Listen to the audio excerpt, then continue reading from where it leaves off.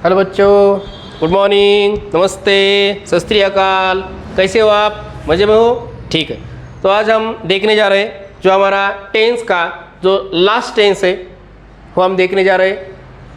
अगर आपको मेरे पूरे वीडियो देखने हैं सिंपल प्रेजेंट टेंस से फ्यूचर परफेक्ट कंटिन्यूस तक, तो आपको मेरा यूट्यूब चैनल है उसको सब्सक्राइब करना पड़ेगा। मेरा यूट्यूब चैनल है learn English with Jadhav sir. यहाँ पे जाओ, सब्सक्राइब करो और मेरे पूरे जो वीडियो है टेंस के बारे में वो सब आप देख सकते हैं। वहाँ पे मैंने सब आपको बहुत अच्छी तरह से बताने का प्रयास किया है। और आज हम देखने जा रहे हैं जो लास्ट टेंस है वो उसका नाम है फ्यूचर परफेक्ट कंटिन्यूअस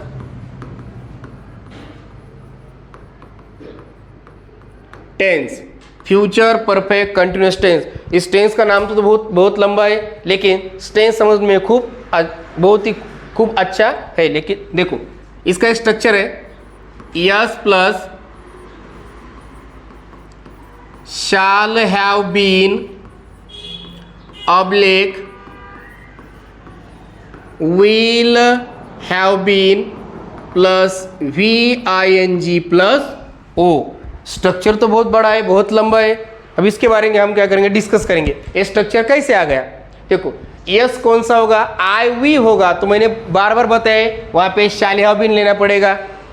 अगर यू दे ही शी ईट राम सीता लता गीता उमा सीताराम तुकाराम कौन सा ही लिया तो क्या लेना पड़ेगा, विल हैव बीन। लेकिन यहाँ पे क्वेश्चन ये आता है कि यहाँ पे हैव बीन क्यों आ गया है। देखो बच्चों, अगर खाली शाल और विल आ जाते तो हमें यहाँ पे first form of the verb लेना पड़ता। ये बात हो गई पहली। दूसरी बात है शाल हैव आता है तो हमने देखा फ्यूचर परफेक्ट ने अगर शाल हैव विल हैव आता है तो हमें third form of the verb लेना पड़ता है। जो एक्शन वर्ड है, जो क्रियापद, उसका थर्ड फॉर्म लेना पड़ता है। हमको क्या बताने का है, फ्यूचर परफेक्ट कंटिन्यूअस टेंस। ये जो एक्शन है पूरी हो चुकी है और अभी जारी है। हमारी क्रिया का है जारी। ये बताने के लिए BEEN ये जो वर्ड है ये आने के बाद ये जो एक्शन है ये एक्शन जारी रहती है। इसका मतलब है हमारी क्रिया, हमारी एक्शन जारी रहने के लिए, चालू रहने के लिए हमें BEEN वर्ड आ गया और वो वर्ड ने हमें ING ये लेटर है वो दिया है। अभी इस स्ट्रक्चर में shall have been will have been है, कहाँ पे यूज़ करना है देखो अभी कैसा यूज करने का है। आई वी अगर ये दोनों आते हैं तो हमें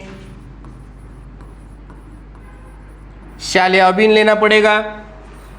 और अगर यू दे ही शी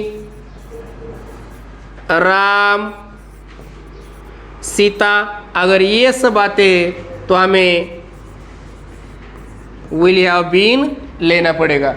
ये पहले हम सबको समझ लेना चाहिए कि कौन से सब्जेक्ट के सामने कौन सा हेल्पिंग वर्ब लिखना है। अगर ये मिस हो गए तो हमारा जो मीनिंग है वो बदल सकता है, हमारा सेंटेंस रॉन्ग हो सकता है। अब देखेंगे हम सेंटेंस बनाएंगे। पहला देखो, पहला सेंटेंस है आई shall have been making tea। मैं चाय बनाते आ रहा होगा।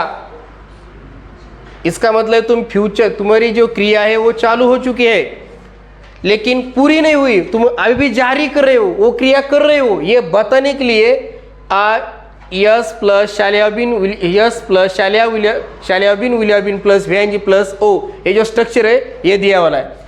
दूसरा देखो we shall have been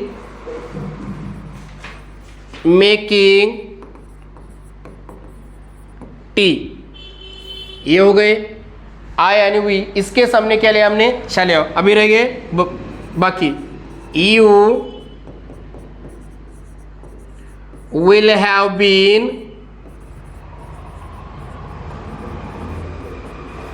making tea. They will have been making tea. He will have been making tea. She will have been making tea. Ram will have been making tea. और Sita will have been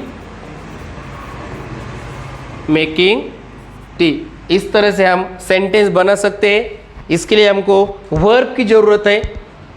कौन ज़रूरत है? Verb, जो मैं अपने YouTube channel पे हर दिन अभी डालना शुरू किया है। आपको वर्ब सब देखने पड़ेंगे। उसमें V1 है, V2 है, V3 है, और हम उस वर्ब का यूज़ करके हम ये सब जो टेंस है हम टेंस बना सकते हैं। इस तरह से हमने आज फ्यूचर परफेक्ट कंटिन्यूअस टेंस देखा है, जिसका स्ट्रक्चर है S plus shall have been, will have been plus VING plus O। अगर एज अ सब्जेक्ट आए हुए आते हैं तो शैल हैव बीन लिखने का है। You, they, he, she, tram, Sita, ये सब आ गए तो विल हैव बीन लिखने का है। धन्यवाद।